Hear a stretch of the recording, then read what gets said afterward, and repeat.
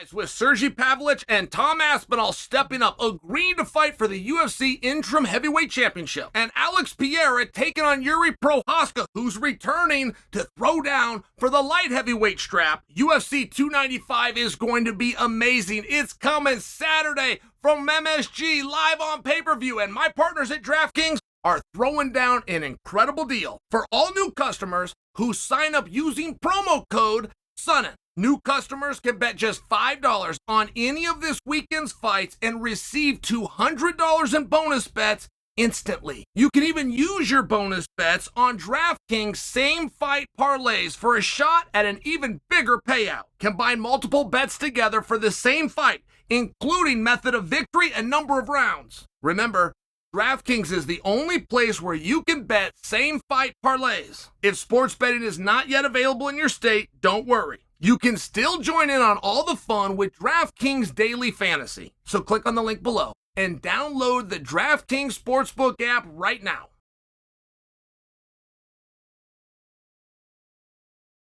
So I went on Ariel's program last week, and I never spoke about this because it didn't go well, and Ariel's my friend. I mean, you do have to understand that. Like, if friends fight, if you're truly friends, you get over the fight. And Ariel and I were having a debate. It was a very heated debate. And within the debate, I made 2 points. And I only made 2 points. We were discussing Francis versus Fury. There's 2 ways to observe what you saw. The first was from a competitive standpoint.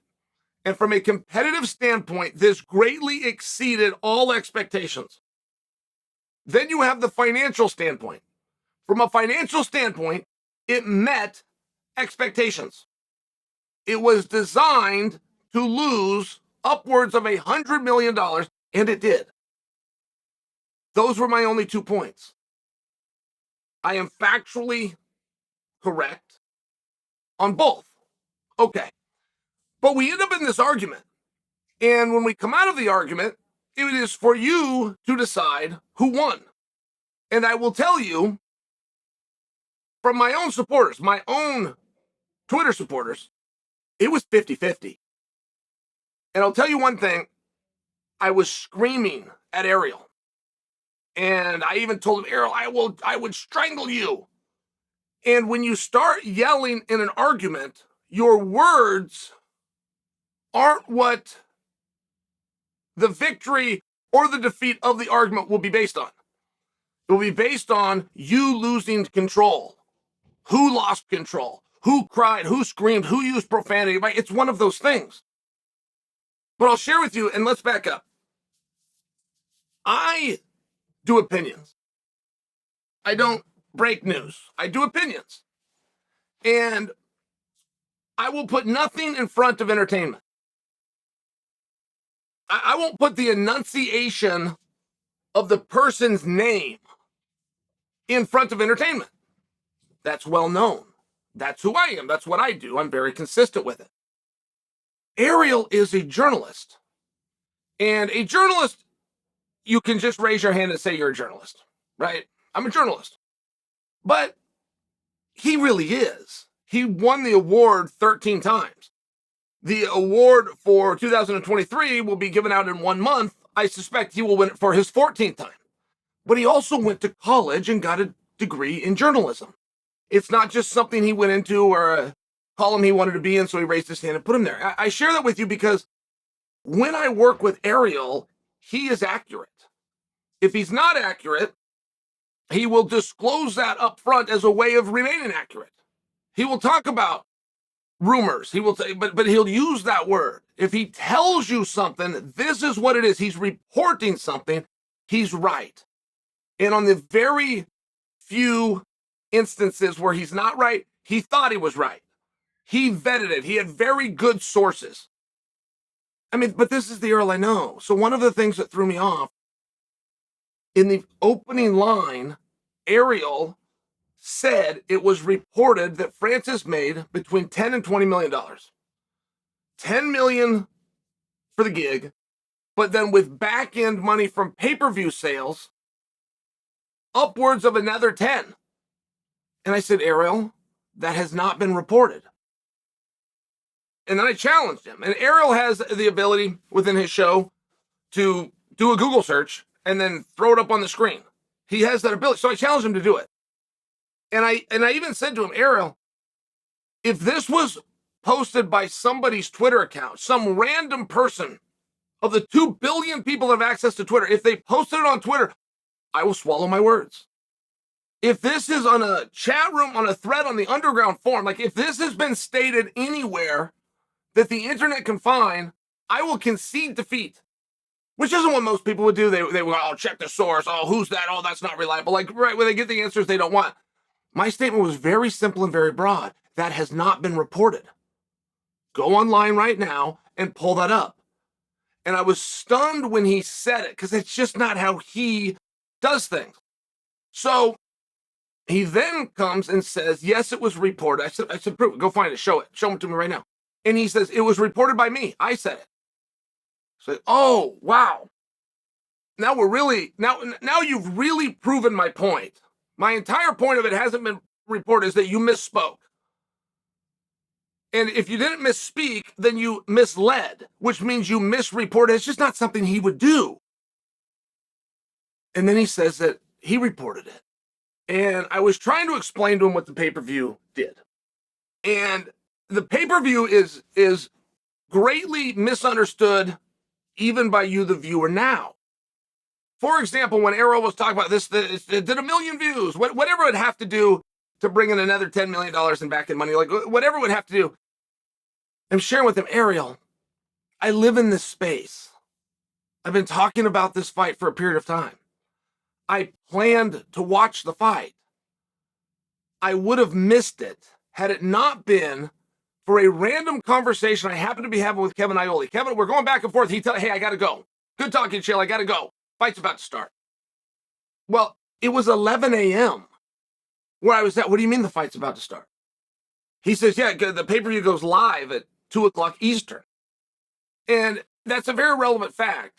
Like, before you get the numbers, before you get the inside scoop, you have to know right out of the gate that it wasn't positioned to do well. And that's very important that you understand if you're trying to heap praise onto Francis, and I was there to celebrate what Francis had done and also try to break down how'd he do it? How did a guy with no experience just beat up the greatest to have ever done it? The greatest heavyweight ever.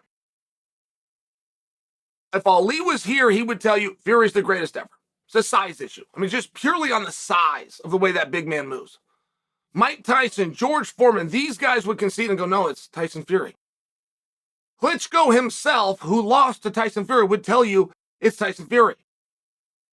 Anthony Joshua would not concede to you it's Tyson Fury, but in back rooms will not sign a contract to fight him. Right? I mean, it's a really special thing.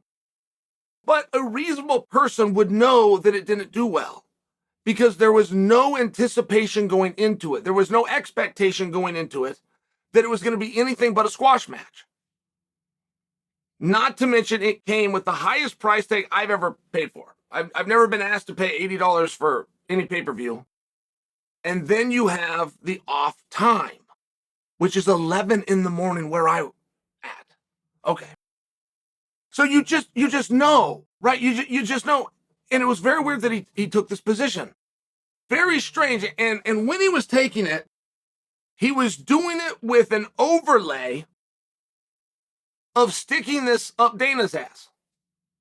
So when I came in with correct information, which is it was an awesome competitive treat, right? When you get something you are not expecting, when you think you're partying with $80 and the walkouts are going to be longer than the match itself, which was a problem that followed Mike Tyson around.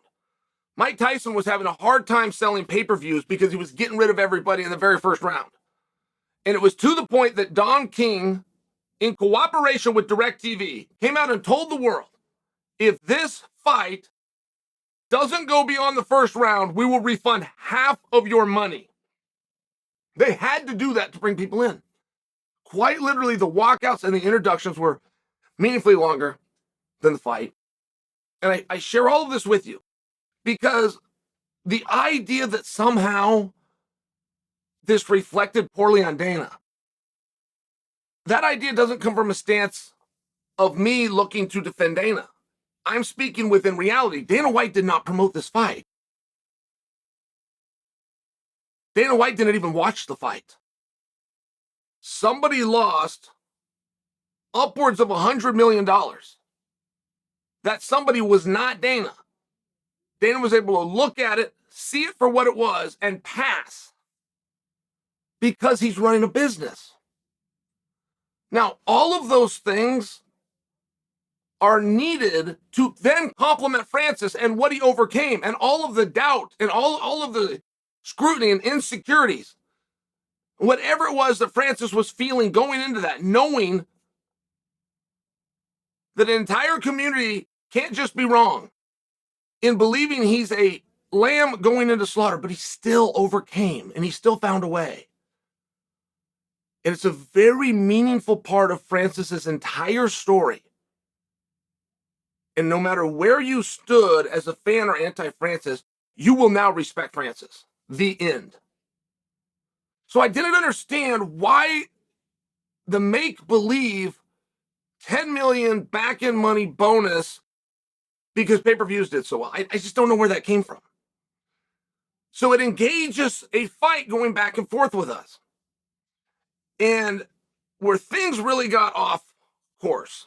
And you got to understand, there's enough blame to go around. Me shouting at Ariel, me screaming. I finally had to go. And I got to tell you, when somebody hangs up, or you're on a phone call and somebody hangs up, that is a real baby move. But I was to the point, what do you call it? Horse laryngitis? Like my throat still has not, I couldn't talk anymore. I got to go. And I even said it there. I go, hey, I look at people that hang up as that's a real brat move. I got to go. So I don't know if it is a full hang up when you're saying I have to. If you alert the guy, that just sounds like maybe more of a goodbye. But I would still maintain that if a conversation gets off course, you have to trace it back to when did it start. If you have a conversation and both are saying you're lying, it's one of these really bizarre things. And that was the thing that Ariel had done to me, and that was very unfair. I was his guest, for one. And two, there was nothing I lied about. As a matter of fact, I corrected it and made it right, which 24 hours later, Dave Meltzer confirmed that I was right. But when Ariel is calling me a liar, the whole thing started because he lied, right? You got to trace it back. You have to trace it back to who started this. It's a very important part. It was his opening line. His opening line to me was a lie. And there's a very big difference in lying and being wrong. You can give information that is not accurate information. If you believe it to be true, or something slipped your memory, or you were never told in the first place, you might say something that is wrong. So Ariel came at me very hard. I told him something. I said, you never said that. And he did. He said, I said it 2 months ago on this show. Well, between he and I, who is more likely to know what he might have said on a show that I don't watch or listen to? The person that said it, or a person that never watched it in the first place? But he calls me a liar for that. Calls me a liar, and then he gives me what's called a receipt. He has his producer goes back and finds the clip where he did in fact say it. But you got to understand, that would make me wrong as opposed to lying. Lying, what got us on the wrong track in the first place, where you lied about the success of the pay-per-view. So I don't really know that we can actually be mad at each other. You got to understand, what we're debating is what somebody else did. We aren't debating what I did to Ariel or what Ariel did to me. Like, there's not really a way to remain angry at each other. And if you did, that you were never friends. And Ariel is my friend. But I never spoke about it. And I've never spoke about this because I thought it was an unfortunate moment. I really was unpleased with the fact that this happened. There was a point in there where he challenged me. There was a point in there where he said words that are extremely provocative, particularly in our culture. Have some balls, say it to my face. is something he said to me. That might not sound provocative to you. I don't know. Perhaps it does. It might not. In our culture, those are fighting words. Have some balls, say it to my face. Those are fighting words. And not to mention, I'm the one that just said it to you. I'm as close to your face as I can get, which happens to be this camera. I just said it to you. So when the whole thing ends, I've never spoke to you guys about it, right? I could have come right out. I'm sitting in this very studio when I did Ariel's show. I could have ended Ariel's show and came and spoke to you guys directly and made a piece that would have done exorbitant numbers. But I didn't like that it happened. I didn't know what was going on emotionally or in his personal life. I felt like that wasn't him. And people are allowed to have a bad moment, so I never spoke about it. I assumed when I was doing that he also would not speak about it, that he would not go on and capitalize. I mean, at the end of the day, I was a guest. I gave up my time. He was paid to be there. There's a way he has to treat me. I'm his guest. That isn't what happened, though. He made numerous pieces about it. And I don't know that that is bad. It won't change the fact that I love Ariel. And it won't change the fact that if there's something going on with him personally as his friend, I will be there for him. But it did surprise me that the ugliest moment that we have had together in the 20 years that we've had a relationship, it did surprise me that he continued to talk about it publicly. And within that, I have never heard an apology. I had 2 points. The competitiveness of that match exceeded expectations. The financial element to that match met expectations, which were to go backwards. Both of those are true.